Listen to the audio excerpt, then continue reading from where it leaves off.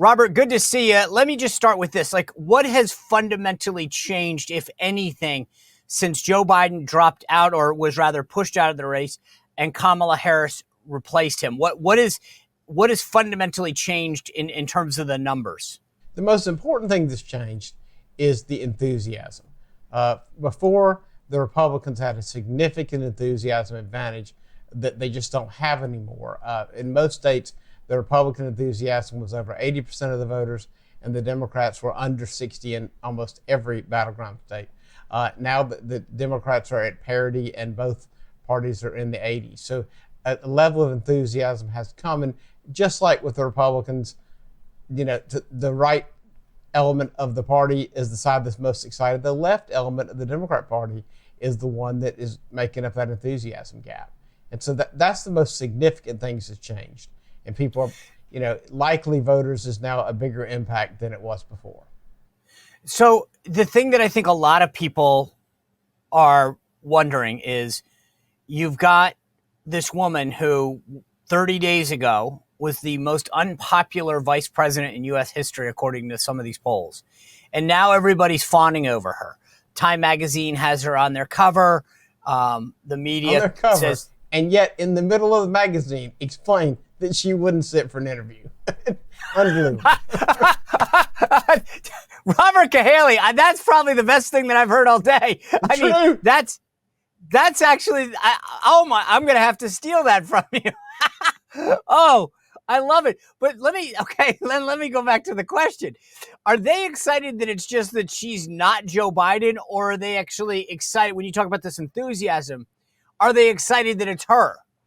Yeah, I think they're just excited that it's not Joe Biden, and they were looking for someone they could get behind. I mean, after the debate, I watched, and, I make a point of trying to get a mix of input. And so, especially after I watched Biden fall apart, I'm like, man, I taped MSNBC and I watched CNN. I'm like, this is going to be amazing.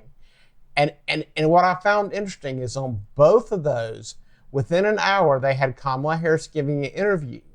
And to a point, I mean, literally, John King said, wow, where they've been keeping her the last 3 years.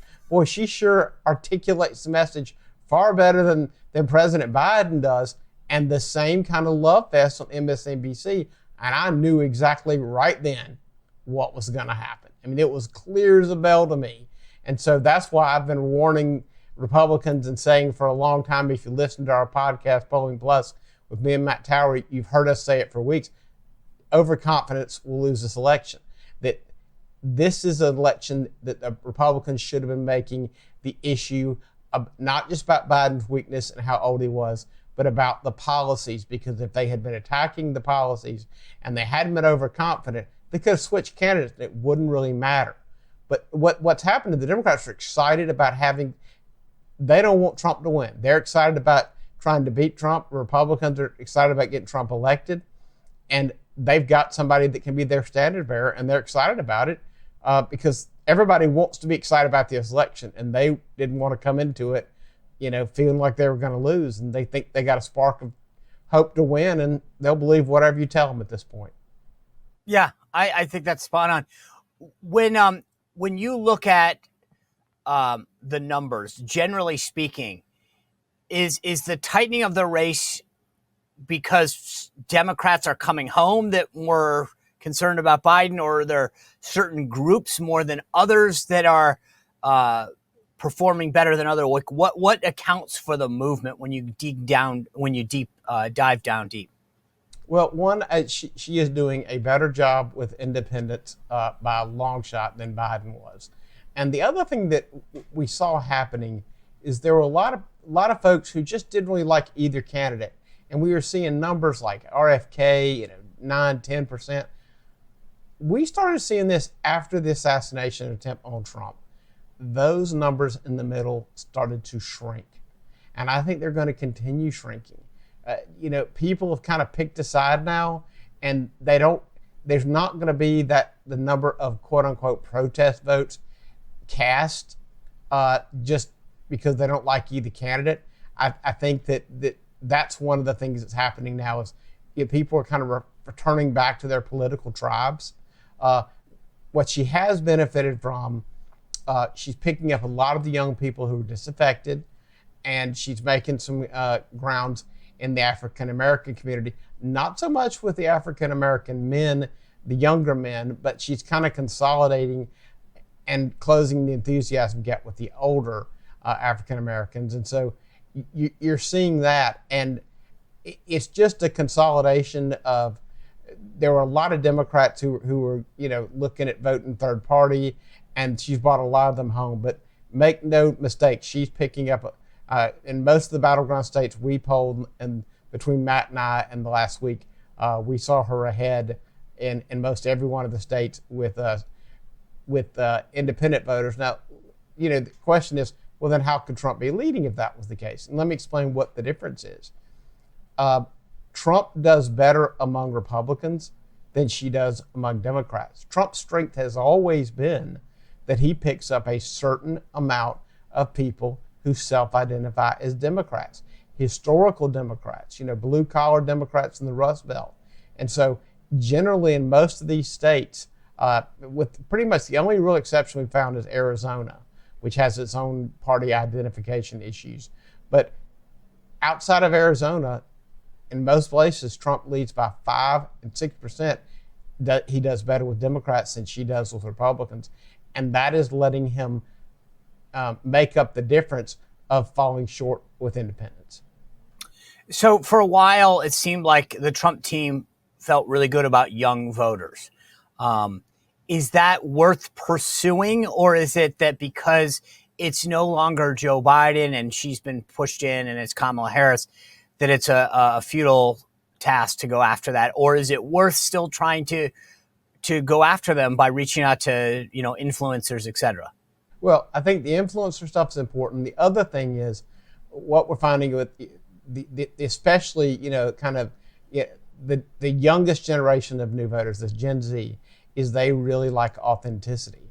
And so what I would say, if they want to see if it's going to work, spend about a week running lots of ads where Kamala Harris is contradicting herself in one position and the other, and then see what kind of an impact that has on those younger voters. Because my prediction is, if you measured before and you really put some serious attention to those ads, and then measured after, and you got to hit the ads where they're watching. I've worried so many in the Republican side just think, oh, just put it on TV. No, you've got to have it everywhere. It's got to be on YouTube. It's got to be on connected TVs. It's got to be on Spotify. The ads got to be everywhere. But if you do that, I think you might find that authenticity issue really will help bring some of those young people back. All right, so you mentioned black males. What about them? Is it worth targeting them? Are they a big enough demographic in these battleground states to make a difference? Well, one, I think a lot of them are already coming this direction, but I do think, especially in the battleground states, especially in the battleground cities, that you have so many of these voters. I mean, we're not talking about a lot of cities, and we're not talking about a lot of money. So I think that it is certainly worth doing, and there are a lot of specific programming. I mean, the fear is, and we see this too much with the Republican establishment consultancy. They just look on the screen and look at what are the gross rating points and buy the ads, and they don't look at the programs. They don't do anything because it's hard work. And that's how you sitting in Atlanta and watching Trump ads play during CNN, because nobody actually bought the programs correctly. You can't do it that way. But if you would literally look at the programs and try to think about and look at some of your polling and some of your feedback, where are the black males that you could get? Where are they watching? And specifically target, whether it's radio or TV or advertisement. I think it is certainly a very small price for a very large return. Is that still a problem with Republicans writ large? Like, we want to just throw 1,000 gross rating points up on television and say, great, that's awesome. We're reaching, a huge audience, but we're not going where people are on OTT television, so that people who have cut the cord or are watching just on social media. Like, are we still just focused too much on broadcast television? I wouldn't say it's the party. because I think the parties figured it out, and I think the Trump campaign's figured it out. The problem is you have a lot of billionaires out there who are working with, people who've convinced them they can make a difference. And I was on the phone with one the other day, just listening to nonsense. Oh, we've got our ad flight set for the last 8 weeks. And I'm like, yeah, 2004 called like it's advertising policy back. I mean, it is ridiculous. And it's like, I literally just want to get to the phone, just, do the whole thing from Back to the Future, just bang him on the head and say, hey, hello, anybody at home? I mean, it's ridiculous. And the thing is, they don't care. They've got their commissions built in. They've got their production built in. They're not even going to change their ads on the fly. And far too many of our generous donors are taken advantage by these, hucksters and profiteers. And there's a lot of them out there. Well, the thing that people who may not be, that tuned into politics don't get is that when you do broadcast television, you get a bigger percentage of the buy. So if you're the consultant that convinces someone to do $1 million buy of broadcast television, you get anywhere between maybe 7 and 20%, 15% of the buy. It's a much smaller really nut. Taking advantage of them, you get that kind of money. I think that's really high. But yeah, and you see it all the time. And they don't want to get clever. They don't want to get creative because that's work.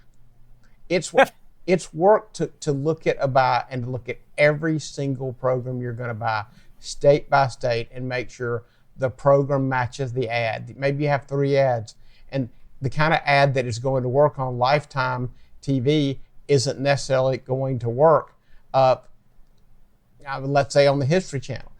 They're all kind of different programs. I mean, old people disproportionately watch the Weather Channel. And if you're smart, you're buying that stuff all over the East Coast right now because you can get it cheap. And when it's hurricane, you're getting huge ratings. That's not but you're not going to get a bunch of, Gen Zs and millennials who are looking on their phone for the weather. So you got to use some good sense, and you got to work. And these guys, they're ready to go buy their next vacation home. Well, if you enjoyed this content, make sure to like this video, subscribe, and click the notification bell to get more.